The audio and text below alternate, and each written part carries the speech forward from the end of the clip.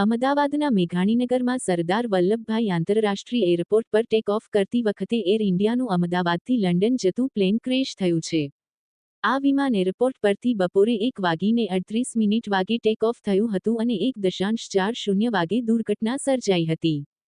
પ્રાથમિક અહેવાલો પ્રમાણે મેઘાણીનગર વિસ્તારમાં ગોડા કેમ્પ નજીક આઈજીબી કમ્પાઉન્ડમાં આ ઘટના બની હતી.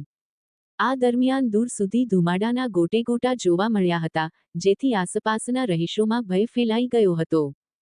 પ્રાથમિક અહેવાલો પ્રમાણે ટેક ઓફ વખતે વિમાનનો પાછળનો ભાગ વૃક્ષ સાથે અથડાતા આ ઘટના બની હતી. એવું પણ કહેવાય છે કે આ પ્લેનમાં કોઈ ટેકનિકલ ખામી સર્જાઈ હોવાથી દુર્ઘટના સર્જાઈ હતી. આ દુર્ઘટનામાં 200મી વધુના મોત થયાની જાણકારી પ્રાપ્ત થઈ છે. અમદાવાદની સિવિલ હોસ્પિટલમાં એક તરફ ડીએનએ સેમ્પલ લેવાની કામગીરી ચાલી રહી છે અને બીજી તરફ મૃતદેહો એકત્રિત કરવામાં આવી રહ્યા છે.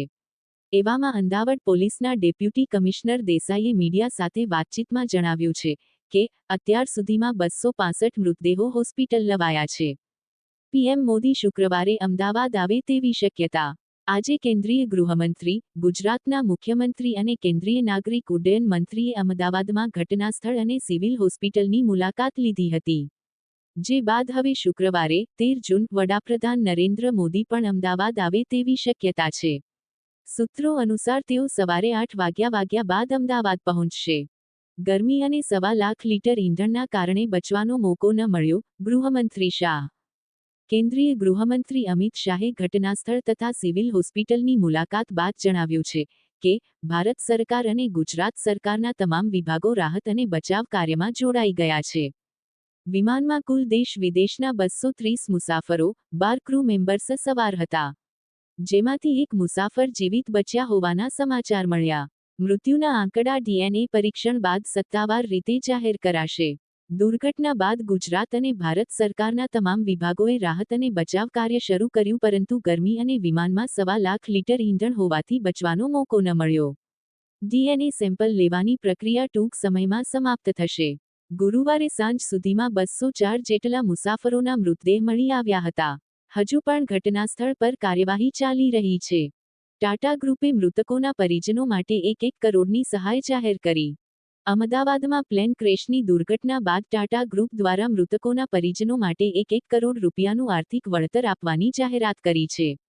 આટલું જ નહીં, ઈજાગ્રસ્તોની સારવારનો ખર્ચ પણ ટાટા ગ્રુપ ઉઠાવશે તથા બીજે મેડિકલની નવી હોસ્ટેલ બનાવવામાં પણ મદદ કરશે. પોલીસને એક મુસાફર જીવિત મળ્યો: અમદાવાદ પોલીસ કમિશનર. અમદાવાદ શહેરના પોલીસ કમિશનર જી.એસ. મલિકે ન્યૂઝ એજન્સી એને જણાવ્યું છે કે આ વિમાન દુર્ઘટનામાં પોલીસ જવાનને 11 સીટ પર એક મુસાફર જીવિત મળ્યો છે. પ્રાથમિક જાણકારી અનુસાર જીવિત બચેલા મુસાફરનું નામ રમેશ વિશ્વાસ કુમાર છે અને તેઓ હાલ સારવાર હેઠળ છે. एयर इंडिया की फ्लाइट संख्या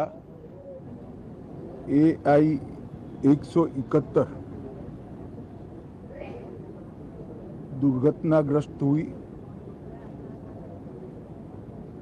और कई पैसेंजर इसके अंदर हताहत होने की संभावनाएं हैं. इस घटना से पूरा देश क्षुब्ध है और पूरा देश एक साथ पूर्ण संवेदनाओं के साथ ये जो दुर्भाग्यपूर्ण हादसे में पैसेंजर हताहत हुए हैं, इनके परिजनों के साथ खड़ा है. सबसे पहले मैं भारत सरकार, गुजरात सरकार, भारत सरकार के प्रधानमंत्री जी और गुजरात सरकार की ओर से भी जो लोग हताहत हुए हैं, इनके परिजनों के प्रति गहरी संवेदना व्यक्त करता हूं. 10 ही मिनटों में हादसे के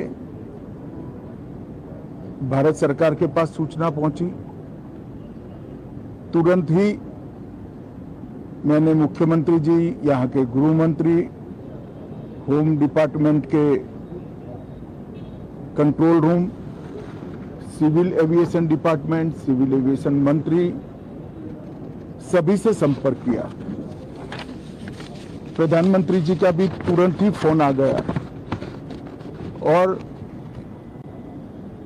भारत सरकार और गुजरात सरकार के सभी डिपार्टमेंट एक साथ होकर राहत और बचाव कार्य में लगे। इस विमान में कुल मिलाकर 230 यात्री देश के और विदेश के और 12 क्रू मेंबर सवार थे। इसमें से एक यात्री का बचने का अच्छा समाचार मिला है, मैं उनको मिलकर आया हूं। मृत्यु का आंकड़ा तो डीएनए परीक्षण और यात्रियों की पहचान के बाद ही अथॉरिटी अधिकृत रूप से घोषित करेगी, मगर जो यात्री बचा है उसको मैं मिलकर आया। घटना के तुरंत बाद गुजरात सरकार ने बहुत तरह से डिजास्टर मैनेजमेंट की सारी इकाइयों को अलर्ट करते हुए, चाहे हेल्थ डिपार्टमेंट हो, चाहे फायर ब्रिगेड हो, चाहे पुलिस विभाग हो, भारत सरकार की भी सीएपीएफ को संपर्क कर सभी ने एक साथ मिलकर राहत और बचाव का कार्य चालू किया। मगर 1.25 लाख लीटर ईंधन विमान के अंदर ही था और लगभग गर्मी तापमान इतना ऊंचा हो गया कि किसी को बचाने की मौका ही नहीं मिला। अब मैं घटना स्थान पर भी जाकर आया हूं। सारे यात्रियों के मृतदेह को बाहर निकालने का काम लगभग समाप्त हो चुका है। जितने यात्रियों के परिजन यहां पहुंच चुके हैं वो सबका डीएनए लेने की कार्यवाही भी 2-3 घंटों में समाप्त हो जाएगी। विदेश में जिनके परिजन हैं उनको सूचना देने की कार्यवाही समाप्त हो चुकी है और जैसे ही पहुंचते हैं उनके भी डीएनए सैंपल लिए जाएंगे और मृतदेहों की पहचान के लिए जितने मृतदेह मिले हैं इनके भी डीएनए सैंपल लेने की कार्यवाही समाप्त हो चुकी है। गुजरात में ही लगभग 1000 के आसपास डीएनए टेस्ट करने पड़ेंगे। ये सभी टेस्ट करने की क्षमता गुजरात में विकसित है, तो डीएनए टेस्टिंग के लिए कहीं गुजरात के बाहर जाने की जरूरत नहीं पड़ेगी।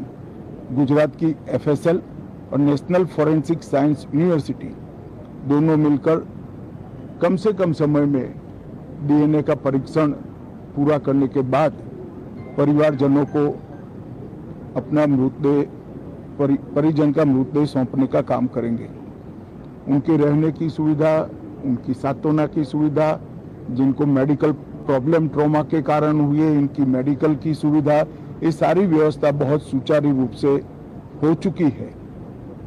अभी रिव्यू मीटिंग में सारी व्यवस्थाओं को हम सब मंत्रियों ने साथ में मिलकर देखा है। एविएशन डिपार्टमेंट ने अपनी जांच शुरू कर दी है और जांच तेजी से आगे बढ़े इसके लिए भी एविएशन मंत्री जी ने सूचनाएं दी है। मैं फिर से एक बार राहत काम में जिन जिन एजेंसियों ने त्वरा के साथ बचाव और राहत का काम किया वो सभी का धन्यवाद करना चाहता हूं और फिर से एक बार जिन्होंने अपने परिजनों को गंवाया है, हताहत हुए हैं, वो सभी को मनपूर्वक संवेदनाएं व्यक्त करता हूं। मैं एक बात जरूर कहना चाहता हूं कि ये एक्सीडेंट है, एक्सीडेंट को कोई रोक नहीं सकता, परंतु 365 दिन 24 घंटा इस तरह की घटना के लिए प्रशासन का जो अलर्टनेस है, उसकी कसौटी उसी वक्त होती है जब ऐसी घटनाएं होती है। और आज गुजरात के डिजास्टर मैनेजमेंट की तैयारियों का एक प्रकार से दुर्भाग्यपूर्ण तरीके से मगर कसौटी हुआ और बहुत तोरा के साथ यहाँ पर काम किया गया, वो पूरे देश के मीडिया के सामने और परिजनों के सामने भी आया है। अंत में मैं फिर से एक बार सम्माननीय प्रधानमंत्री नरेंद्र मोदी जी की ओर से, भारत सरकार और गुजरात सरकार की ओर से सभी हताहत लोगों के परिजनों के प्रति गहरी संवेदना व्यक्त करता हूं। धन्यवाद।